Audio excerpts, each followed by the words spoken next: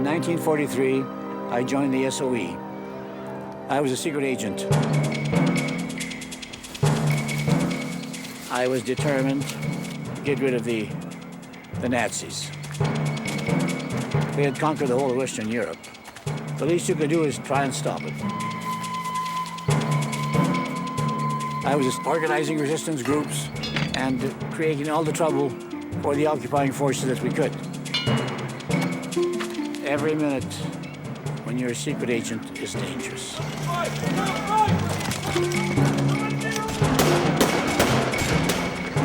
But it's exhilarating, and for a young fellow 19, 20 years old, it's very stimulating.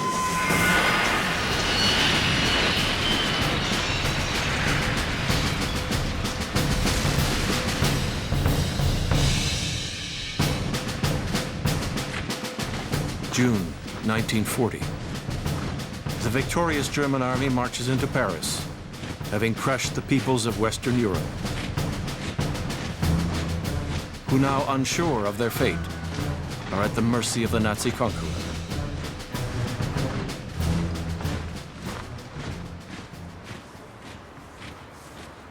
This is the Place de Trocadero in Paris. In June 1940, Adolf Hitler came to this exact spot to celebrate his conquest of France.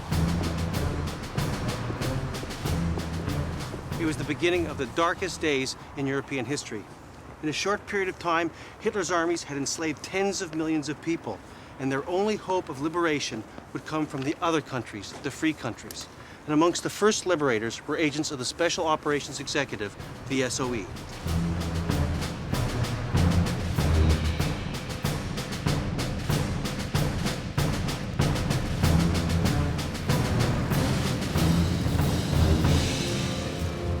With the Nazi domination of Western Europe complete, Great Britain is desperate to strike back and creates a secret army, the SOE.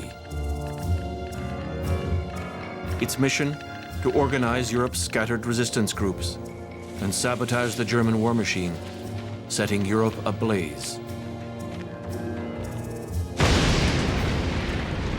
The SOE would bring the war to the Germans. Their main tactic would be industrial sabotage, and their battleground would be the towns and villages and backstreets like this one of France. Amongst the SOE agents were a handful of Canadians who chose, despite the deadly risks, to come to France to raise the spirit of resistance and to give hope to occupied Europe. The SOE recruits hundreds of volunteers, all willing to exchange their normal lives for the perilous life of a secret agent.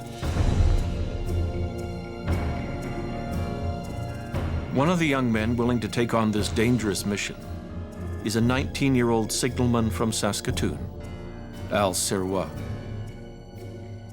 When I joined the SOE, they warned me that it wasn't a piece of cake. You know, they said it could be very dangerous. Well, I was prepared to take that chance because it never crossed my mind that I wouldn't make it. The training consisted of 5 different schools. They sent me to northern Scotland and the Isle of Skye to do commander training for 6 weeks. You did exercises in unarmed combat. When that was completed, we went to Manchester for parachute training. And it took, inside of a week, we were finished with that. One thing they told you, if your shoe doesn't open, say, never mind, it's no problem. Go to the quartermaster stores, they'll give you another one. And the final school was a school of security. They taught us how to break into houses. They taught us how to shadow people and throw people off you who are shadowing you. Coming out of there, we were in London ready to go. November 18th, 1942. The first Canadian agent is sent to Nazi-occupied France. 38 years old and a father of 2. Montrealer Gustav Bieler proves in training to be extraordinarily calm, methodical, and coolly courageous. He quickly becomes a legend among the other agents, who will know him only as Guy. Bieler's mission is to set up a new resistance network, codenamed Musician, near the northern French city of Saint-Quentin, a railway and canal transportation hub vital to the German war machine. Dressed as French laborers and armed only with pistols, Bieler and 2 other agents jump into the darkness over the Loire Valley region, an area occupied by thousands of German troops.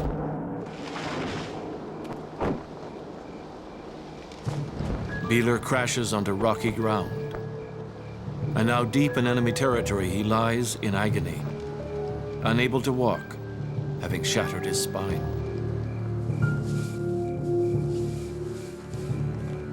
His fellow agents manage to smuggle Bieler to Paris, where, hiding under a false identity and desperately dodging the Germans, he slowly recuperates. And although the SOE in London offers to bring him home, Guy stays on, determined to complete his mission.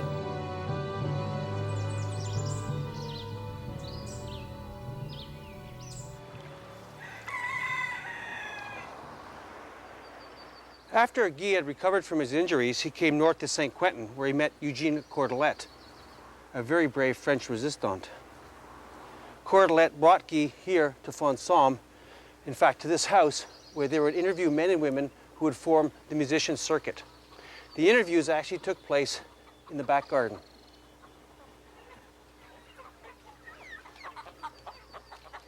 Guy and Cordelet set up in this backyard under a big tree, and Guy still needed a chair because his back was still giving him problems. And they interviewed men and women for the circuit. They had to be very careful who they picked. They had to find people who were trustworthy because collaboration with the Germans in 1943 was terrible.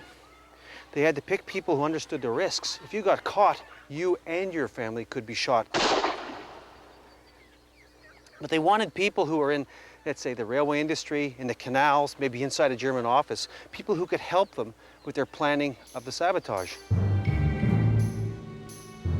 One of Guy's recruits is a 22-year-old farm laborer, Raymond Bazin, who joins a team that specializes in sabotaging the many railways around St. Quentin.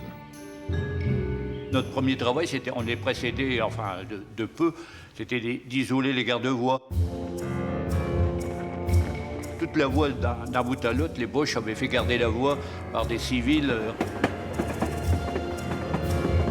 On a tombé sur des situations cocasses, on a tombé sur quelquefois des anciens copains d'école. On les ficelait, enfin, quelquefois ils se ficelaient même eux-mêmes. Alors, il fallait déboulonner un rail et puis ripper le rail. Alors la locomotive, quand il arrivait, le bougie avant, il déraillait, il entraînait la locomotive, puis tout le train se couchait sur l'autre voie, bouchait tout.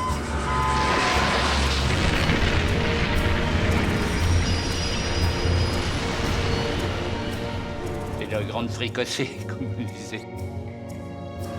In a few short months, the musician network derails scores of trains and cuts dozens of railway lines. Guy Bieler has quickly become one of the most successful SOE organizers in France.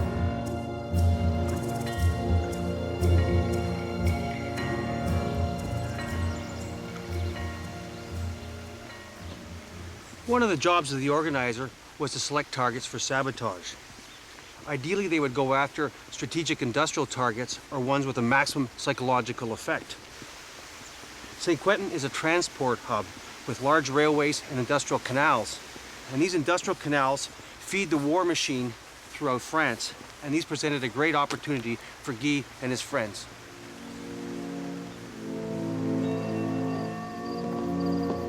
To protect these canals that carry vital supplies to their army and submarine bases in France, the Germans ensure the vital waterways are constantly patrolled.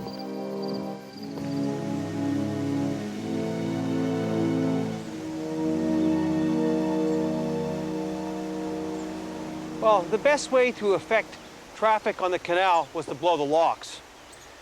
Guy decided, surely with planning from inside information, on when and how to attack these canal locks. One night, Guy and 2 other men, laying low in a rowboat, floated down the canal.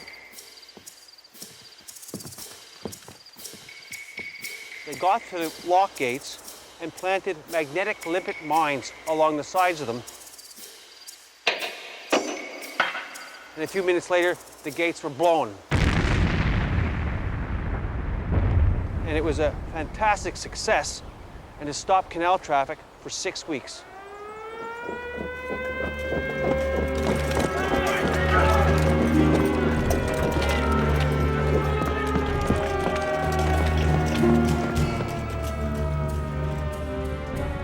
Outraged by constant resistance attacks, the Nazis hit back, determined to destroy the networks of the SOE. Heading the German attack is a chief of military counterintelligence in northern France, Lieutenant Colonel Hermann Giskus.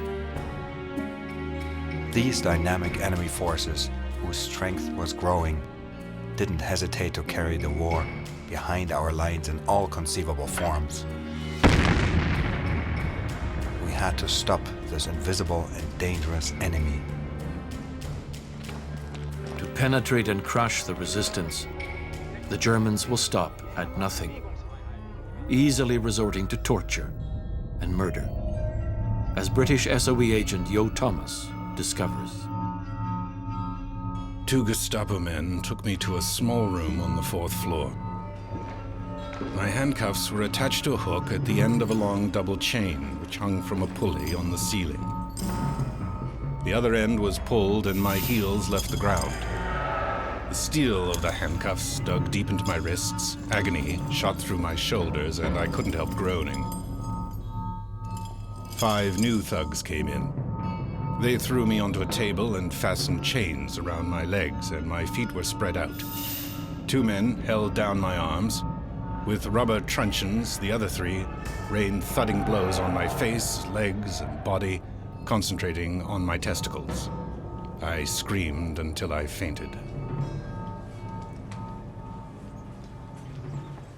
The life of the spy was one of constant vigilance. In 1943, there were tens of thousands of German agents, collaborators, and informants throughout France, and they're looking for anything different.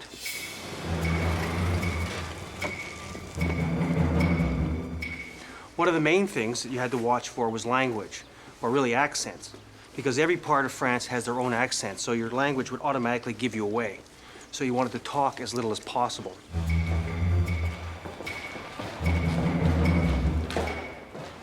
Then if you had a rendezvous, there was the security checks. If you had a meeting in an apartment, drapes closed, good, open, bad. If you had to meet another agent in the streets, there was the newspaper trick. In your pocket meant bad. Under your arm meant good. To survive, you had to be lucky and you had to have nerves of steel.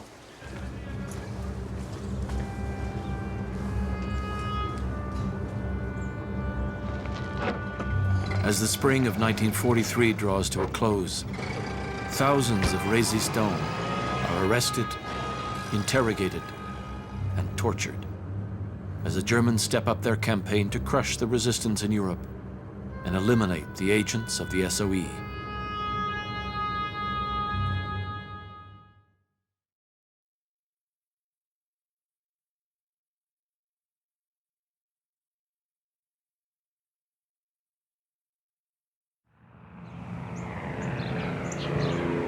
Summer 1943. On select airfields across England, covert operations are underway. Desperate to resupply its secret army throughout Nazi-occupied Europe, the SOE organizes hundreds of clandestine drops.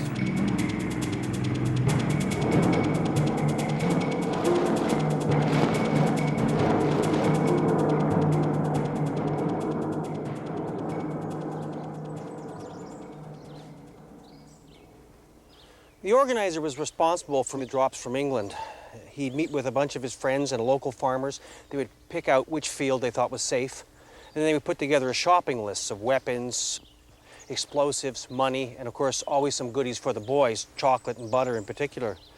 They would then go and code it out, and the wireless operator would send it to England, and then they would await response. This always came at 7 and 11 o'clock at night, and it was from BBC Radio. Voici notre 8e bulletin d'information au cours duquel vous entendrez quelques messages personnels. And it'd be something innocuous, something like the dog is on the roof. And that meant your circuit was going to have a drop that night.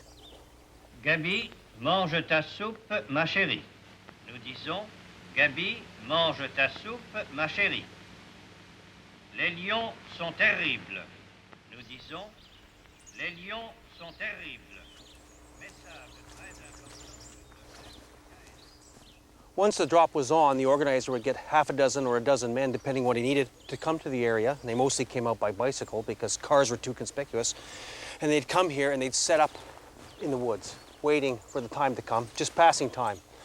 As the time came for the plane, they would come out with 3 lights in a one line, 100 yards apart. The lead light would be red, followed by 2 white lights. And this is for the bomber to come in. He would see the red light to know which direction to drop the chutes.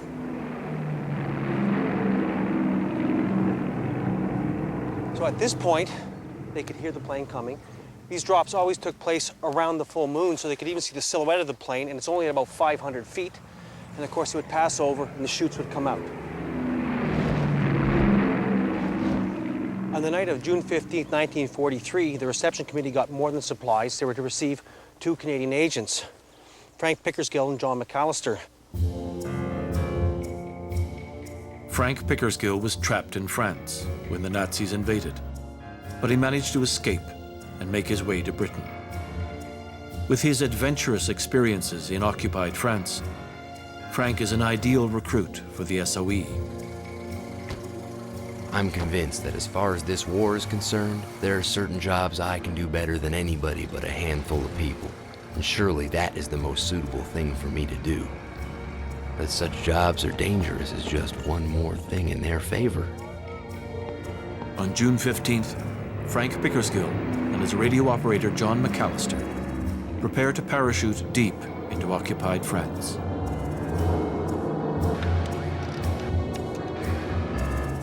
Their mission is to establish a new network called Archdeacon to organize the sabotage of factories and munitions plants north of the city of Sedan. Landing undetected, the Canadians are met by 2 experienced French agents, Yvonne Roudelat, codenamed Jacqueline, and Pierre Coulioli. Not realizing the area has been cordoned off by the Germans, the 4 begin the long drive north to Paris. And just outside the small village of Duisson, they run into an enemy checkpoint.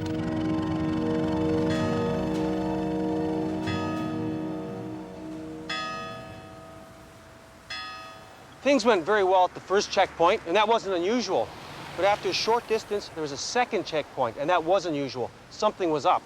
There weren't only German soldiers there were also SS and Gestapo. They came over to the car and asked Pickersgill and McAllister to get out and come with them.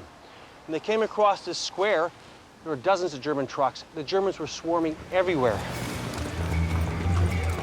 The 2 were escorted up to the mairie. It was their first day on the job, and things were going very badly.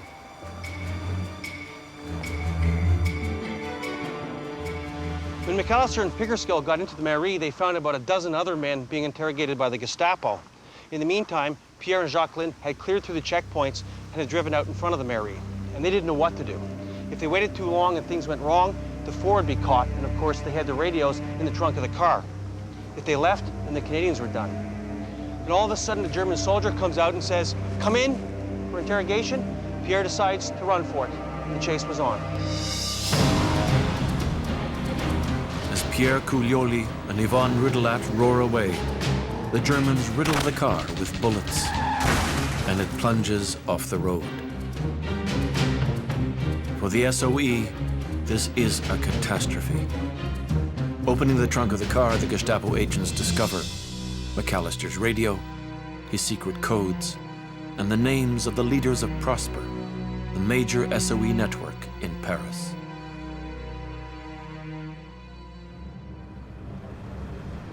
The Gestapo moves quickly, and within days, many agents and resistants are in German hands.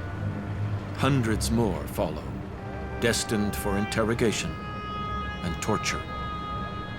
Frank Pickersgill and John McAllister, too, are tortured for days, but they refuse to talk. And finally, no longer of any use to the Germans, they're transported to Rawicz concentration camp in Poland.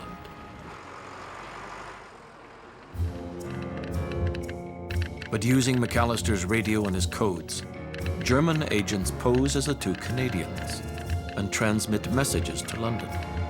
They fool the SOE into parachuting agents directly into the hands of the Gestapo, a ruse often employed by the Germans, known as the radio game.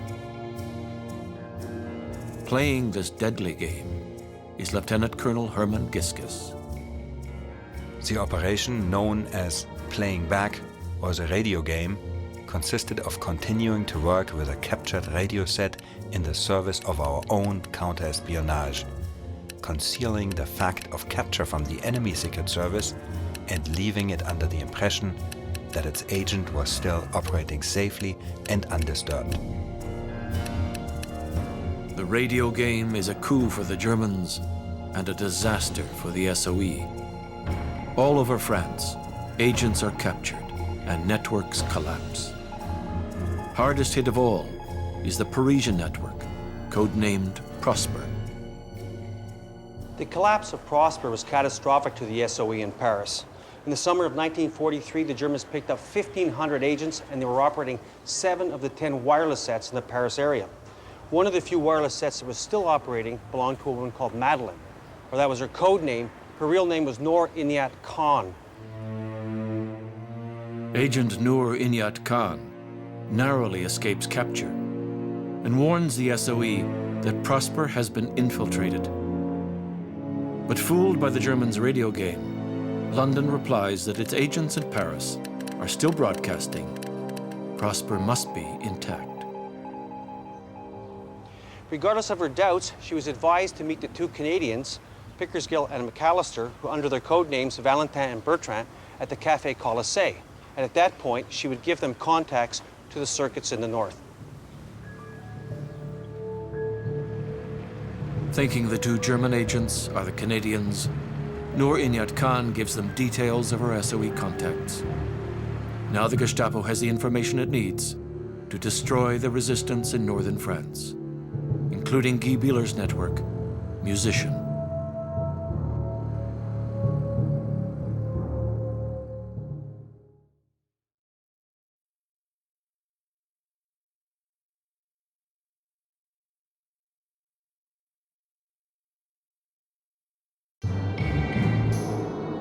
Unaware that the Germans have begun to infiltrate and gut its networks in Europe, the SOE continues to send in new agents. On September 17, 1943, a Lysander aircraft secretly lands on a field in Nazi-occupied France.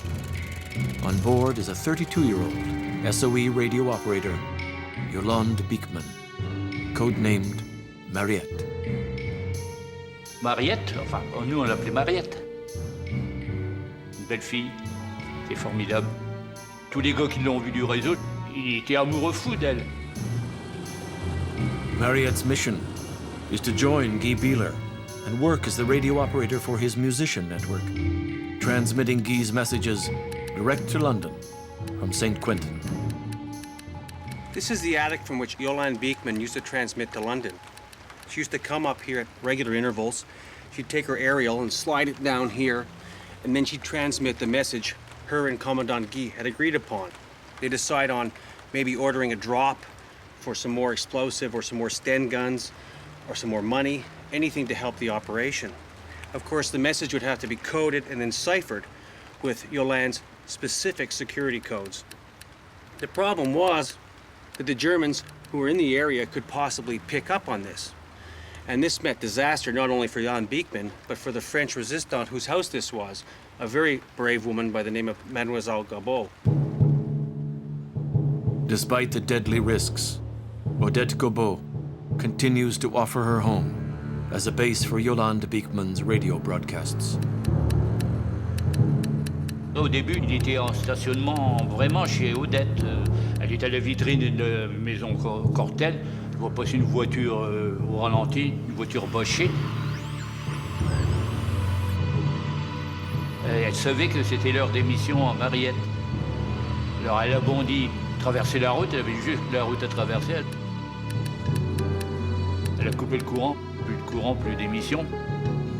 Alors la voiture gougnait, encore fait un passage ou deux, puis après ça a disparu. Alors c'est là qu'on a trouvé que l'endroit était devenu quand même dangereux. The Germans had direction-finding vehicles. They used to have cars or trucks, and they had mobile direction-finding equipment, and they drive around towns trying to pick up the wireless signal being transmitted. There were certain ways the radio operator could get rid of this. One, they couldn't operate more than 30 minutes. Secondly, they can move from place to place. And thirdly, they can change the band while they're transmitting. And these through the direction finders all over the place. And the only way that the SOE agent could really survive was to keep moving. Evading enemy patrols, Guy Bieler takes refuge on Christmas Eve in the house of a resistante, Madame Camille Bourrier. Guy Bieler arrived carrying 2 Santa Clauses stuffed with candy for our children, and under each arm a few good bottles. We had arranged a good Christmas atmosphere with the traditional pine tree and candles. We listened to the BBC messages from London and then the wonderful Christmas music. Guy recited to us, as he could do so well, beautiful poetry. At midnight, Guy held his head in both his hands for a long time. When this silence was over, he was very serious and seemed completely overcome. He wrote on the back of one of our photographs an address. He then said to us, "If misfortune overtakes me someday, write to this address. You will find my wife there. Tell her how I spent Christmas of 1943. Describe this evening to her. Tell her how I thought of them."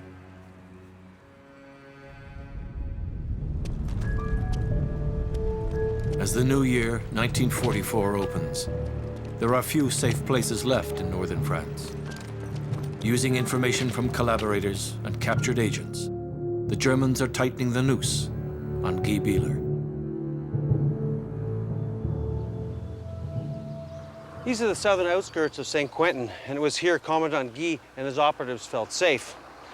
They were amongst friends here, but by early 1944, no place was truly safe. The Germans had put so much pressure on that Yolande Beekman had to move her radio set and herself several times to avoid detection.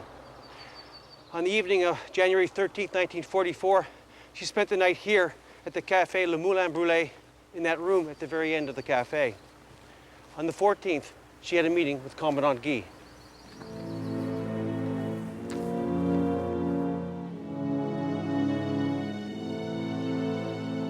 The cafe had always been a safe place for Guy and Yolande.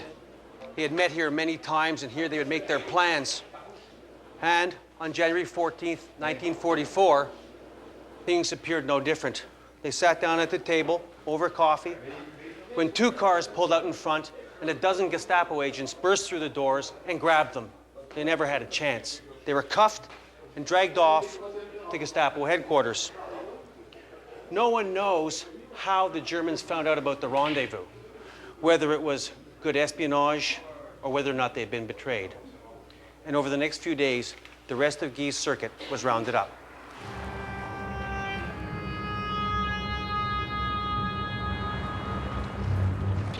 Mais il dit on était bien vendu parce qu'on ne peut rien cocher, il connaissait tout.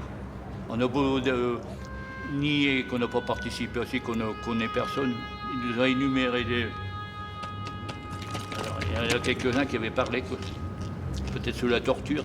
Il y avait des procédés, la Gestapo, pour faire avouer ce qui n'était pas vraiment avouable, mais il y arrivait. The Germans arrest dozens of members of the musician network and take them to Gestapo headquarters in St. Quentin. Among those captured is Guy Bieler's closest friend in France, Eugène Cordelette. The night we were arrested, I saw Guy in a corridor of the prison at Saint-Quentin. He was chained hand and foot. His face was horribly swollen, but I could read in his eyes this order. Whatever happens, don't talk. In spite of all torments, he showed no weakness.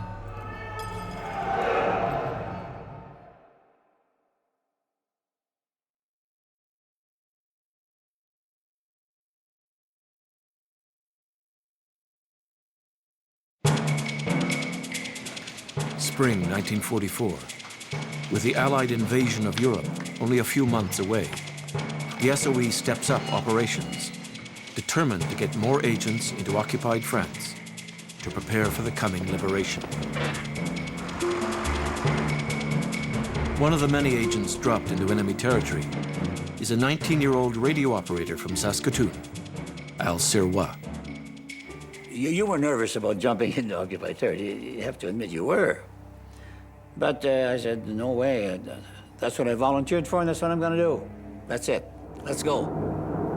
You had to watch the red light. The minute the light turned green, down you went. As I approached the ground, and you go down pretty quickly, there was a house. I missed the house, and then there was a tree coming at me the other way. But between the house and the tree, the wind dropped. I hit the ground, and I took off my parachute quickly. And two women came out of the dark. They were on the reception committee. And I know they were so thrilled, and so they were just as excited as I was, actually.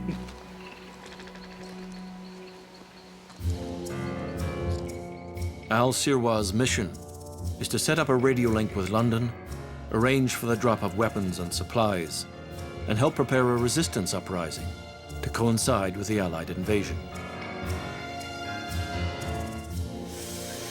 He makes his way to the city of Angoulême, heavily garrisoned by the Germans, to meet his organizer, Charles Reschenmann.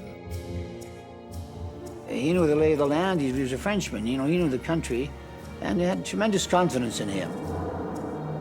Altogether, we did 24 drops in that area, 24. Nothing could go wrong with Charles, you know, nothing wrong. That's how you felt with him. In mid-May, Charles Reschenmann has a meeting in a restaurant with a local member of his network, René Bocquereau. All of a sudden, the table is surrounded by Gestapo agents, and they started questioning him. They said, "Do you have any parcels with you, any suitcase?" And they said, "No."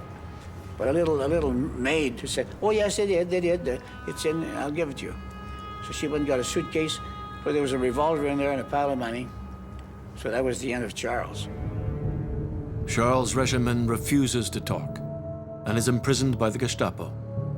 But René Bocquereau, desperate to save his own life, turns double agent. He told the Germans that he was going to get me to work for them, you see. Once he had me as a prisoner, they may have tried to use me. So I wired London. I said, "Look," I said, "this fellow's after me." I said, "What do you suggest?" They said, "You do what you think is best." And I did. We had some people who took care of these characters, and it was his life or mine. When you're working in that type of thing, there's only one law, the law of the gun.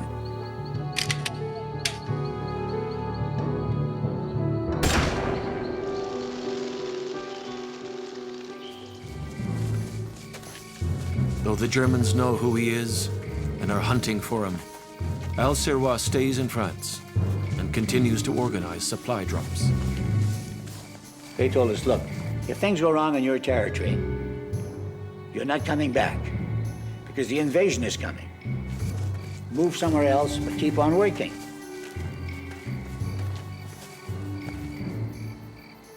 Around 2 o'clock in the morning, we said, "Woo, woo, woo." The plane was coming. He started dropping the parachutes. And the minute he was gone, we had to get busy. They were 250-pound containers. So we were walking back home, and we said, "Well, we sure pulled a gun on him tonight." All of a sudden, click, click. The German patrol coming straight for us. You could see the moon shining on their helmets. My friends said, we're cooked. I said, no, that's right. Like two scared rabbits, we took off.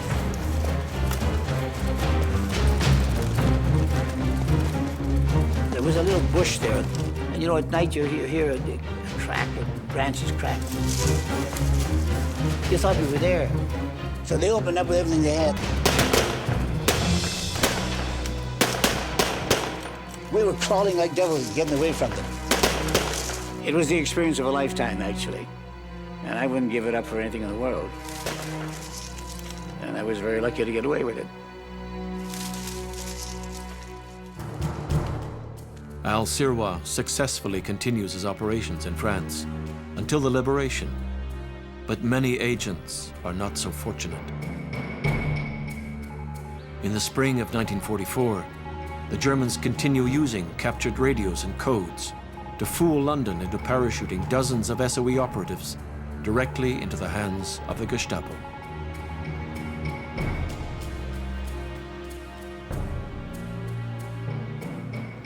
By March 1944, the Germans had been playing the radio game for 10 months. London had made dozens of drops of money and weapons and even agents directly into German hands, and they're finally getting suspicious. So they contacted Paris and said, we want to talk to Frank Pickersgill. Of course, the Germans panicked because Pickersgill had been sent to a concentration camp months before, and they had no idea if he was still alive. They did manage to find him, and they brought him here. 3B, Place États-Unis, Gestapo torture chambers. Pickersgill was taken to the 3rd floor, where he's politely asked to talk to London on the S-phone, basically to become a traitor. And although he was emaciated and very weakened by the time in the concentration camp, he became enraged. He grabbed a bottle, broke it, ran out into the hallway and attacked 2 German guards, killing one with the broken bottle. He came down the stairs to the 2nd floor, then leaped out onto the sidewalk and started running towards Rue Helena. The German guards started shooting at him and hit him 4 times. And he stumbled and fell. He got up again, staggered on, but couldn't go any further. His courageous act ended the radio game and saved the lives of many agents. Frank Pickersgill miraculously survives and is imprisoned with many other captured SOE agents. As he recovers, the moment all the agents have fought so bravely for, the Allied invasion, the beginning of the liberation, has arrived.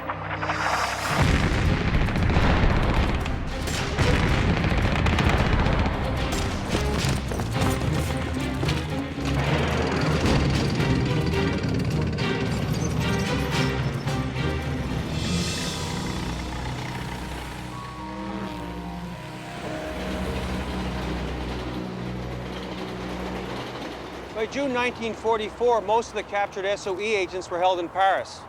And of course, they heard about the D-Day landings. What they had fought for and what they had sacrificed for was now at hand.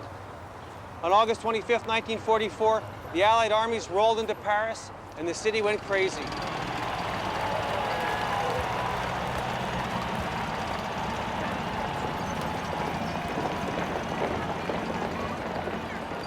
But the prisoners weren't here anymore. They had been shipped to Germany. And their files were marked NN, knocked in Nebel, night and fog, return not required.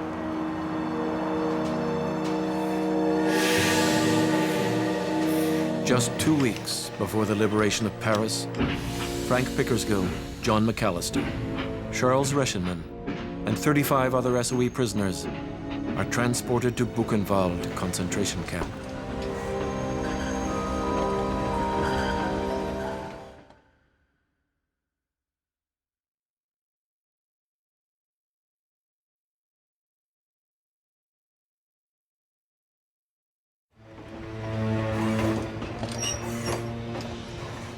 As Allied armies liberate France, a special train carries 38 captured SOE agents deep into Germany, towards Buchenwald concentration camp.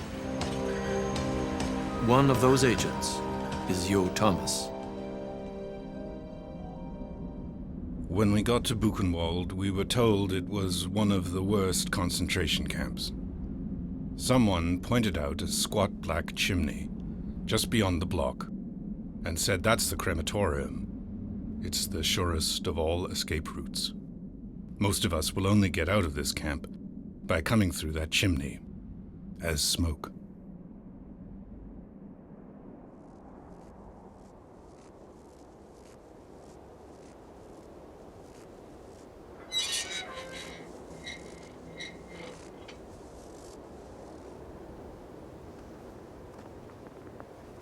This loathsome place is Buchenwald concentration camp in Germany. More than 50,000 people died here in the most deplorable conditions. And it's a grim reminder why we fought the Second World War.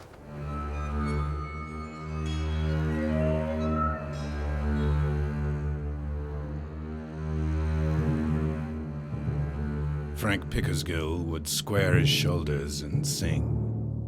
Others seemed too tired, but seeing his example, they joined in. He was always trying to keep other people's spirits up. He was a very brave man. On September 9th, the blow fell. Over the camp loudspeaker came the announcement. Achtung! Achtung! The following prisoners from Block 17 must report to the tower immediately. McAllister, Rationman, Pickersgill, in all, 16 of our comrades.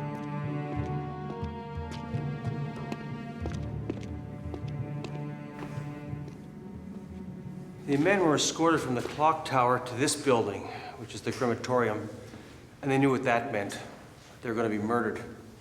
They stood around in this room and watched as each of their friends would be put up on the ladder with a piece of piano wire around their neck and hung from these hooks like a carcass. It must have been terrible as one by one, each of their friends were put up and suffered, and then they had to wait their turn. These were very brave men, and they deserved a far better fate. And so died Frank Pickersgill, John McAllister, Romeo Sabarin, Henry Frager.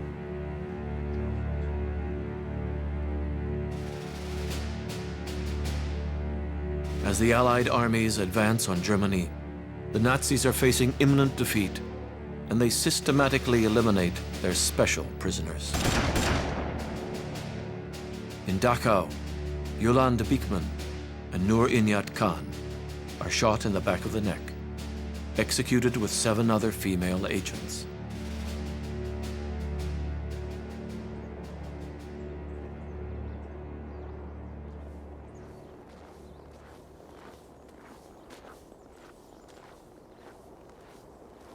This is what remains of Flossenburg concentration camp. It's located in northern Bavaria near the Czech border, and it was a major labor encampment during the Second World War.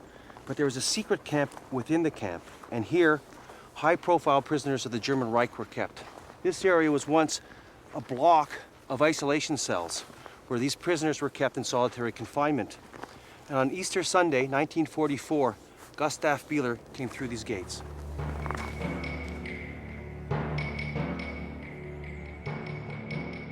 Gustav Bieler, the legendary Commandant Guy, endured months of torture in Paris, but still never talked.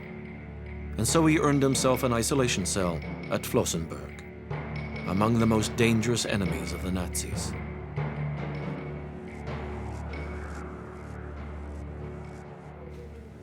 This is the secret isolation cell block, and at one time it contained 40 isolation cells.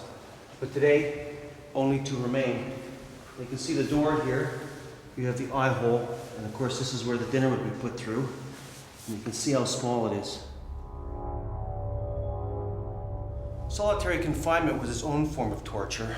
The Germans would seal off these windows so the prisoner was in complete darkness 24 hours a day. They were fed irregularly and were literally starving. The guards were sadistic here. They'd come in and beat the men for no reason. What's amazing is their spirit still remained. They'd communicate through these walls using Morse code. After a few months of this, the SS came to cell number 23, and Gustav Bieler was taken away.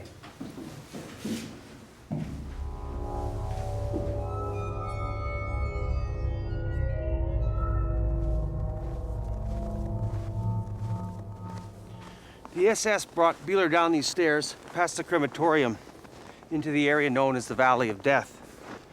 He was marched across to a shooting post where he was tied and blindfolded.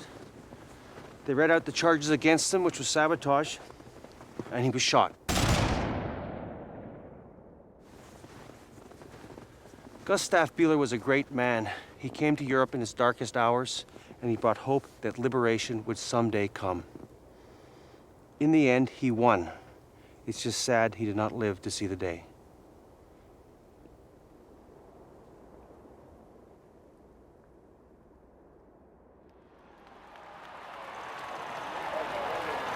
On May 7th, 1945, Germany surrenders. The war in Europe is over.